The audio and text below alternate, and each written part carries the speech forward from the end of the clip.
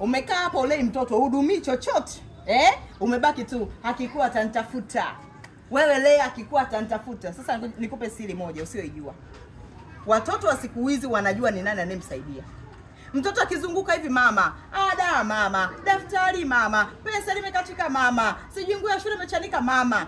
Alafu kesho na kesho kutwa uje uanze kulalamika na kusema mama unamjaza mtoto sumu. Watoto siku hizi wanajijaza sumu wenyewe. Utashangaa tu mtoto anakaa kimya, utaanza kulia na kusema unamjaza mtoto wangu sumu nini, kumbe tatizo umelifanya wewe mwenyewe. Hivi ukimsaidia mtoto wako wewe unafanya yaani unapungukiwa na nini? Wewe unakula mawe? Tunajua uwezo huna. Sawa, it's okay. Basi hata kidogo unachokipata hudumia mtoto wako. Na huyo ndo ndugu yako. Baadaye unamjaza mwanangu sumu. Hamna mtu anamjaza mtoto sumu. Mtoto anajijaza sumu yeye mwenyewe. Kaa hapo. Wale baba wenzio uje useme namjaza mtoto sumu. Okay?